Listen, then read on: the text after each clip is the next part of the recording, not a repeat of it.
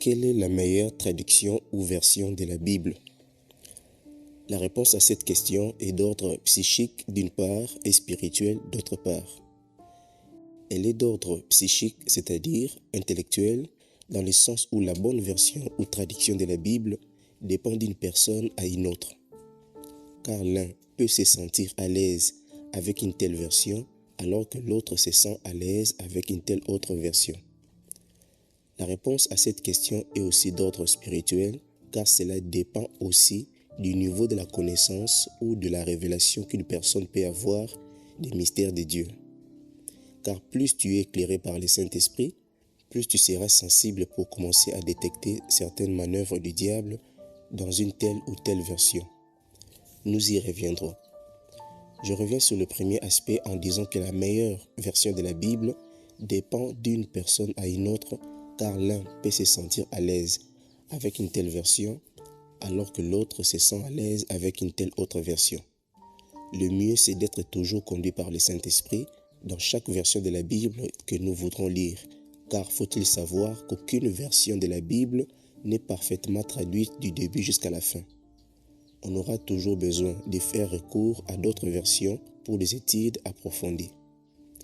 Utiliser les versions courantes est une bonne chose, mais pas toujours. Vous pouvez utiliser Louis II, Osterwald, Darby, Sommer, Bim, ainsi de suite, mais faites attention, évitez la traduction du Monde Nouveau, car elle est une falsification de la Bible. Cette version a été éditée par les témoins de Jéhovah. Et faites aussi attention avec la version Tob, la traduction œcuménique de la Bible, qui fait de grandes concessions avec d'autres religions. Soyez prudents avec ces deux versions. Je tiens à épingler aussi que la Bible en français courant est très utile pour atteindre la population ayant un faible degré de scolarisation, ou ceux pour qui le français est une seconde langue.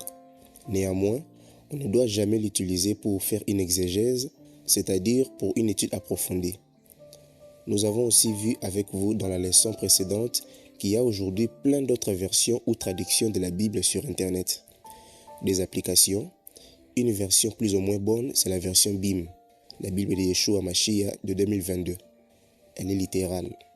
Mais faites attention, ne prenez pas n'importe quelle version de la Bible, surtout ceux qui n'apparaissent que vers les années 2000. Je ne parle pas forcément ici des versions révisées, mais toutefois, soyez conduits par l'Esprit. Si nous revenons un peu en arrière, dans l'histoire des traductions de la Bible, vous allez voir que plusieurs versions de la Bible ont été traduites suivant la théologie ou le dogme d'une telle ou telle religion. C'est-à-dire, si le traducteur est catholique, orthodoxe ou protestant, il aura tendance à traduire selon les dogmes de sa religion, leurs croyances ou leur foi. Et pourtant, cela ne devrait pas être ainsi. C'est aussi suite à ce genre de comportement et tant d'autres qu'on aboutisse de plus en plus à plusieurs versions de la Bible. Car pour les uns, l'autre a mal traduit et souvent, lui aussi avec de bonnes intentions de mieux traduire, fait des erreurs de traduction, car traduire est une tâche très difficile, surtout si on veut garder le sens littéral des mots tels qu'ils ont été écrits, et cela sans perdre le sens des mots. Ce travail est très difficile, surtout lorsqu'il s'agit de langues sémites où l'alphabet est constitué de petits bâtons et points qu'on appelle lettres et points voyelles. C'est pénible. Et c'est avec cela qu'on aboutit de manière intentionnelle ou pas à changer de mot, à mal conjuguer le verbe.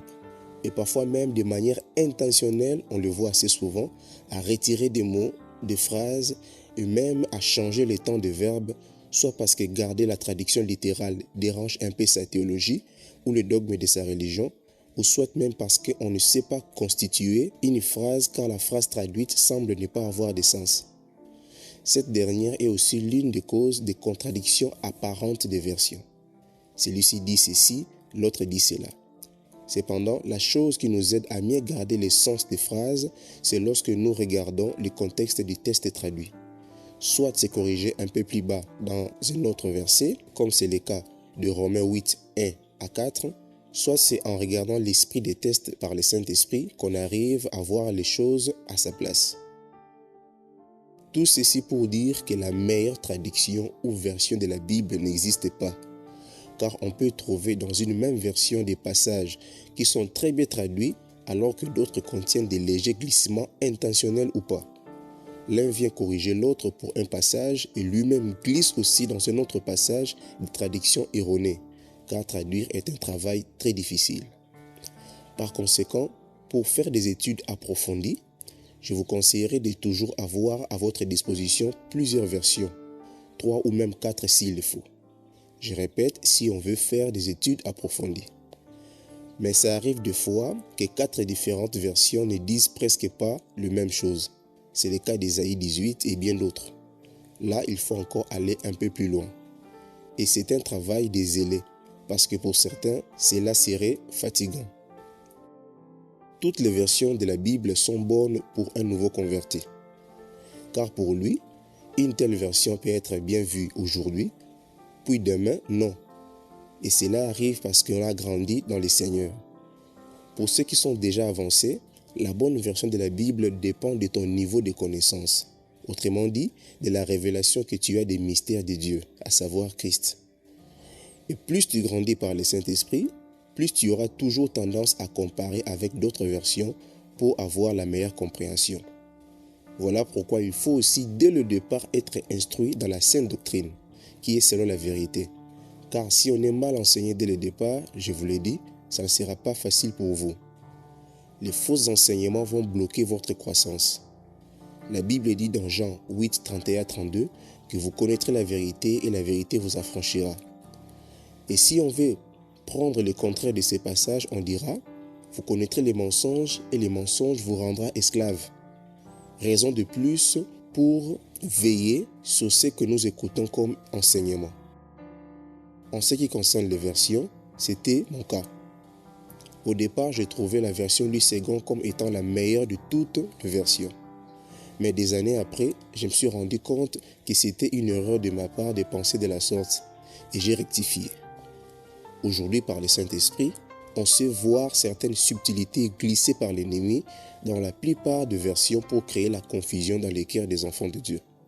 Cette capacité vient du Saint-Esprit parce qu'il nous enseigne, selon qu'il est écrit dans 1 Jean 2, 27, que pour vous, l'onction que vous avez reçue de lui demeure en vous et vous n'avez pas besoin qu'on vous enseigne. Mais comme son onction vous enseigne toutes choses et qu'elle est véritable et qu'elle n'est point un mensonge, demeurez en lui selon les enseignements qu'elle vous a donnés. Amen. Alors ici, j'attire votre attention. Il est certes vrai qu'il y a certaines choses qu'on ne pourra pas comprendre de nous-mêmes, si ce n'est que par l'intervention d'un des 5 ministères que Dieu a donnés à l'Église pour le perfectionnement des saints. Néanmoins, cela ne doit pas être une raison de dépendance, car nous devons tous nous confier d'abord à Jésus-Christ, lui par qui nous sommes enseignés. C'est bien d'écouter les enseignements, mais il faut toujours rester connecté avec le Saint-Esprit pour recevoir sa confirmation. Ce n'est pas toujours facile, mais il nous a promis de le faire, il le fera. Gardons juste confiance. Alors, vous m'avez entendu dire qu'il y a plusieurs occurrences de versets mal traduits, de phrases retranchées et de verbes mal conjugués. Quels sont ces versets? Il y en a des centaines, mais je ne prendrai que 3. Un mot changé, retranché ou modifié fait perdre le sens de la phrase ou du texte. Alors prenons 2 Corinthiens 3, 14. Dans ces passages, il est écrit « Mais ils sont devenus durs d'entendement, car jusqu'à ce jour, le même voile demeure quand ils font la lecture de l'Ancien Testament. Et il ne s'élève pas parce que c'est en Christ qu'il disparaît. » Vous allez voir cette traduction dans Louis II, Sommer, Osterwald et dans tant d'autres. Prenons le cas de ce verset. Nous avons vu avec vous dans la leçon 2 de ce thème que la Bible a été reclassée et baptisée d'Ancien Testament par l'avènement du christianisme romain. Ainsi, ce qui était appelé Tanakh, Ancienne Alliance ou Première Alliance par les Hébreux, était baptisé d'Ancien Testament vers les 4e et le 5e siècles de notre ère. Et pour appuyer leur théologie, un léger glissement intentionnel a été fait dans cet unique verset de la Bible. Et ce, dans tant d'autres versions, excepté quelques-unes, notamment la version Darby, la version BIM et la version nouvelle Bible Second, qui les traduisent correctement. Le mot qui est traduit par testament dans ces passages, c'est diatheke en grec, qui signifie disposition, alliance, testament, un arrangement, un accord ou bien un pacte. Nous avons très bien compris avec vous dans les leçons précédentes que l'expression Ancien Testament ne colle pas à cette première partie de la Bible, ni du point de vue sémantique, ni du point de vue biblique ou spirituel. Alors, pour approuver leur déclaration, ils ont bien choisi parmi tant d'autres sens possibles du mot diatheke, le terme testament pour couvrir leur affirmation. Et dans toute la Bible, ce n'est que dans ces versets qu'on trouve l'expression Ancien Testament, vérifiez. Alors que dans tant d'autres passages, entre autres Hébreux 9 et 10, le terme diatheke est très bien traduit selon les contextes par alliance ou par testament. Dans 1 Jean 5, 7 à 9, la Bible dit « Car il y en a trois qui rendent témoignage, l'esprit, l'eau et le sang, et les trois sont d'accord. » Vous trouverez cette traduction dans la version Louis II, Semeur et tant d'autres. Ici encore, c'est toujours par curiosité que j'ai pu constater que cette fois-ci, ce sont des phrases qui ont été retranchées. Pour quelle raison? Je ne sais pas. Alors, dans les textes originaux, et même dans d'autres versions, on trouve la constitution complète de ces textes. Je lis la version Osterwald, verset 7. « Car il y en a trois qui rendent témoignage dans les ciels, le Père, la parole et le Saint-Esprit. Et ces trois-là sont un. » 8. « Et il y en a trois qui rendent témoignage sur la terre, l'Esprit, l'eau et le sang. Et ces trois-là se rapportent à un. » Vous pouvez le voir dans la version Osterwald, Bim, Colombe et surtout Crampon. Dans Romains 8.1, il est dit « Il n'y a donc maintenant aucune condamnation pour ceux qui sont en Jésus-Christ. » Point. On peut le voir dans la version Louis II, Semeur, Darby et tant d'autres. Ici encore, c'est le même principe. Après comparaison des versions et en vérifiant dans les textes originaux, j'ai pu constater que la dernière partie de ce verset a été retranchée. Dans d'autres versions, c'est écrit « Il n'y a donc maintenant aucune condamnation pour ceux qui sont en Jésus-Christ, qui marchent non selon la chair, mais selon l'esprit. » Vous pouvez le voir dans la version Osterwald, Bim, Second 21, Colombe. Je vous dis, cette traduction change beaucoup de fausses doctrines qui ont été pendant très longtemps glissées dans les assemblées. Les doctrines selon lesquelles on peut faire tout ce que l'on veut, car on est sous la grâce, et tant d'autres doctrines semblables. Comme je vous l'avais dit, il y en a des centaines, que ce soit dans les Tanakh, dans les évangiles et même dans le testament de Yeshua.